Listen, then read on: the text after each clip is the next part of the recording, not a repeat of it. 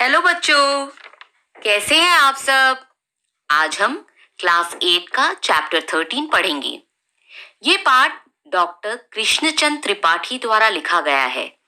इसमें भारत देश की परंपरा, संस्कृति, आधुनिक मिसाइल एवं परमाणु क्षमता को दर्शाया गया है। तो चलो शुरू करते हैं। पाठ 13, शितौ राजते भारत स्वर्ण भूमि। ये भारत भूमि संपूर्ण पृथ्वी पर स्वर्ण भूमि के रूप में शोभायमान है। सुपूर्णम सदेवास्ति खाद्यान्न भाण्डम नदीनां जलम यत्र पीयूष तुल्यम इयं स्वर्णवत् भाति शस्येर धरेयम शितौ राजते भारत स्वर्ण भूमि। इस भारत भूमि में अन्न के भंडार सदा भरे रहते हैं। यहाँ नदियों का जल पीयूष तुल्यम अमृत के समान है। ये भारत भूमि फसलों से सोने की तरह सुशोभित होती है। ये भूमि संपूर्ण पृथ्वी में स्वर्ण भूमि के रूप में शोभायमान है। त्रिशूलाग्नि नागै पृथिव्यस्त्र घोरैः अणूनां महाशक्ति भी पूरी तेयम सदा राष्ट्र रक्षारतानां धरेयम शितौ राजते भारत स्वर्ण भूमि।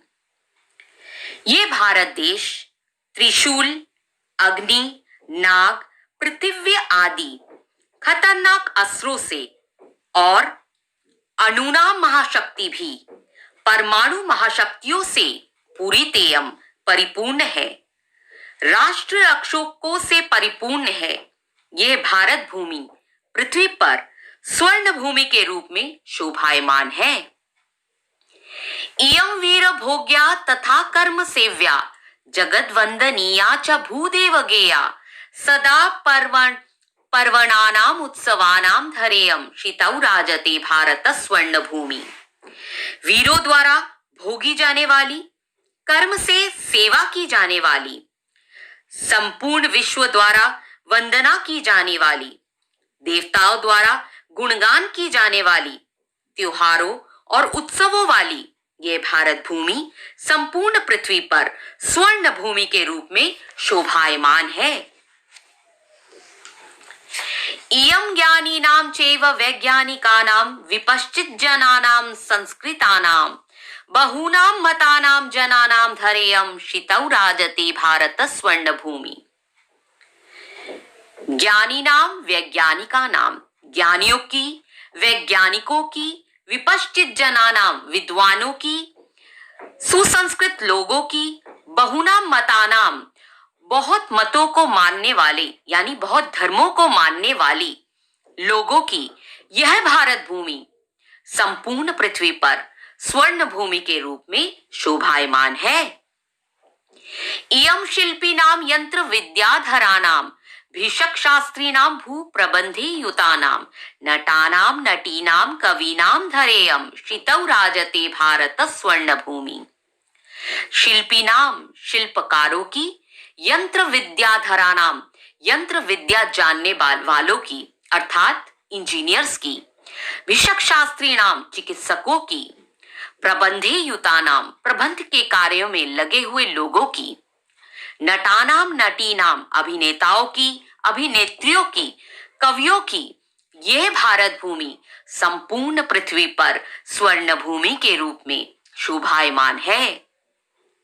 वनी दिग्गजानाम तथा केसरीणाम तटीनाम इयं वर्तते भूधराणाम शिखीनाम शुकानाम पिकानाम धरेयम शितौ राजते भारत स्वर्ण भूमि। वन में दिग्गजानाम हाथियों की, केसरी नाम शेरों की, तटी नाम नदियों की, भूधरा नाम पर्वतों की, शिखी नाम मयूरों की, शुका नाम तोतों की, पिका नाम कोयलों की अर्थात संपूर्ण जीव जंतुओं की, वनस्पतियों की यह पृथ्वी, यह भारत भूमि संपूर्ण पृथ्वी पर स्वर्ण भूमि के रूप में शोभायमान है। आगे पाठ के शब्दार्थ दिए गए हैं। जिन शब्दार्थों को आपको अच्छी तरह से पढ़ना है, शब्दार्थ पढ़ने से आपको पाठ का अनुवाद और भी अच्छी तरीके से आ जाएगा। शुरू करते हैं अभ्यास कार्य। पहला प्रश्न है, प्रश्नानाम उत्तराणि एक पदेन लिखत। प्रश्नों के उत्तर एक पद में लिखिए। इयम धरा कई स्वर्णवत भाति। ये पृथ्वी किससे सोने के समान सुशोभित होती है? शस्यई यानी फसलों से। भारत स्वर्ण भूमि कुत्र राजते। भारत स्वर्ण भूमि के रूप में कहाँ शोभायमान होता है? शीतौ यानी पृथ्वी पर। इयम केशाम महाशक्ति भी पूरिता। ये किन महाशक्तियों से परिपूर्ण है? अणुनाम परमाणुओं से। इयम भू कस्मिन युतानाम अस्ति। ये भूमि किससे युक्त है? प्रबंधे प्रबंध में लगे हुए कार्यों के लोगों से। अत्र किम सदैव सुपूर्णम अस्ति। यहाँ सदैव क्या हमेशा भरा रहता है? खाद्यान्न भांडम। अगला प्रश्न है, समानार्थक पदानि पाठात चित्वा लिखत। समानार्थक पदों को पाठ से चुनकर लिखिए। पृथिव्याम, इसका समानार्थक शब्द क्या है? शीतौ। सुशोभते भाति। बुद्धिमताम विपश्चित जनानाम। मयूरानाम शिखीनाम। अनेकाशाम बहुनाम। श्लोकांश मेलनम कृत्वा लिखत। श्लोक के अंश दो पंक्तियों में दिए हुए हैं, जिन्हें मिलान करके हमें लिखना है। पहला है, त्रिशूलाग्नि नागई पृथिव्यस्त्र घोरई। इसके साथ इसकी पंक्ति अणुनाम महाशक्ति भी पूरितेयम। अगला, सदा पर्वणानाम उत्सवानाम धरेयम। शीतौ राजते भारत स्वर्ण भूमि। ग, वने दिग्गजानाम तथा केसरीणाम। तटीनाम इयं वर्तते भूधराणाम। सुपूर्ण सदैवास्ति खाद्यान्न भांडम। इसका क्या होगा? नदी नार नहीं है, नदी नाम होगा यहाँ पे। नदी नाम जलम यत्र पीयूष तुल्यम। अगला, इयं वीर भोग्या तथा कर्म सेव्या। जगत वंदनीया च भूदेव गेया। अगला प्रश्न, चित्रम दृष्ट्वा पाठात उपयुक्त पदानि गृहीत्वा वाक्य पूर्ति कुरुत। चित्र देखकर पाठ से उपयुक्त पदों को लेकर वाक्य की पूर्ति करनी है। यहाँ एक चित्र दिया गया है, उसके अनुसार हमें वाक्य भरने हैं। अस्मिन् चित्रे एका डैश वहती। नदी वहती। नदी डैश निस्सरति। नदी कहां से निकलती है? पर्वतात। नद्या जलम डैश भवति। नदी का जल कैसा होता है? शीतलम। डैश शस्य सेचनम भवति। डैश से फसलों का सिंचन किया जाता है। किससे? नदी जलेन। भारतः डैश भूमि अस्ति। भारत कैसी भूमि है? स्वर्ण भूमि अस्ति। अगला प्रश्न, चित्राणि दृष्ट्वा मंजूषातः उपयुक्त पदानि गृहीत्वा वाक्य पूर्ति कुरुत। चित्र देखकर मंजूषा में दिए गए पदों को लेकर वाक्यों की पूर्ति करनी है। यहाँ कुछ शब्द दिए गए हैं, उन्हें हमें खालिस्तान में भरने हैं। पहला, अस्मिन् चित्रे डैश दृश्यन्ते। अस्मिन् चित्रे अस्त्राणि दृश्यन्ते। इस चित्र में अस्त्र दिखाई दे रहे हैं। एतेषाम अस्त्राणाम प्रयोगा युद्धे भवति। इन अस्त्रों का प्रयोग युद्ध में होता है। भारतः एतादृशानाम अस्त्राणाम प्रयोगेन विकसित देशा मन्यते। भारत इन अस्त्रों के प्रयोग से विकसित देश माना जाता है। अत्र परमाणु शक्ति प्रयोगा अपि भवति। यहाँ परमाणु शक्ति का प्रयोग भी होता है। आधुनिकै अस्त्रै सैनिकः अस्मान् शत्रुभ्यः रक्षन्ति। आधुनिक अस्त्रों से सैनिक हमारी शत्रुओं से रक्षा करते हैं। उपग्रहाणाम सहायता बहुनी कार्याणि भवन्ति। उपग्रहों की सहायता से बहुत सारे कार्य होते हैं। अगला प्रश्न, चित्रम दृष्ट्वा संस्कृते पंचवाक्यानि लिखत। यहाँ एक चित्र दिया गया है, जिसको देखकर हमें 5 वाक्य लिखने हैं। चित्र देखकर आपको समझ आ गया है ये किसका चित्र है? दिवाली का। तो आइए इसके ऊपर 5 वाक्य लिखते हैं। इदम चित्रम दीपावली उत्सवस्य अस्ति। यह चित्र दीपावली उत्सव का है। माता दीपान प्रज्वालयति। माता दियों को जला रही हैं। पुत्री मातु सहायताम करोति, पुत्री माँ की सहायता कर रही है।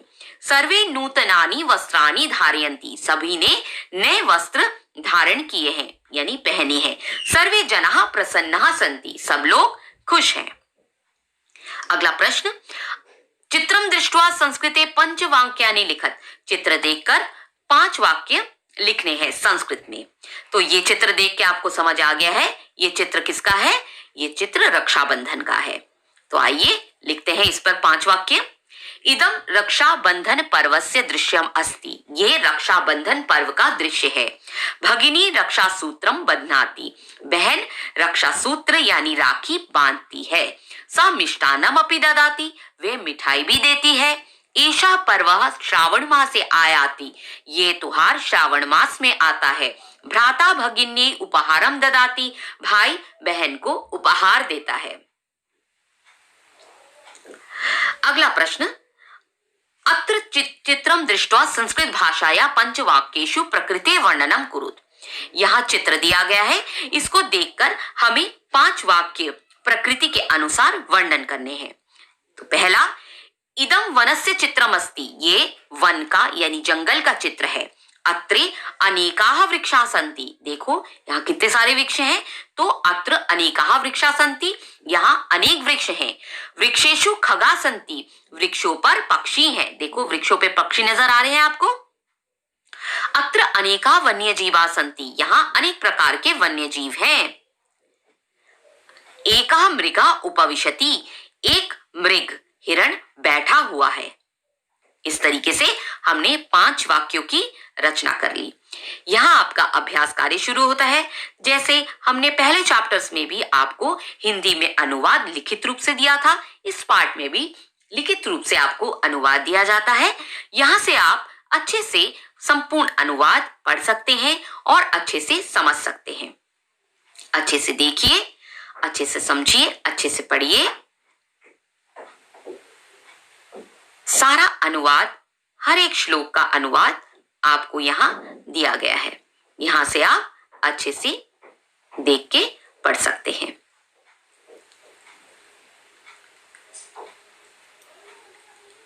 बच्चों, अगर आपको मेरा पढ़ाया हुआ ये पाठ अच्छा लगा तो आप मेरे चैनल को लाइक, सब्सक्राइब और शेयर करना बिल्कुल ना भूलें। फिर मिलेंगे अगले चैप्टर के साथ। तब तक के लिए बाय बाय।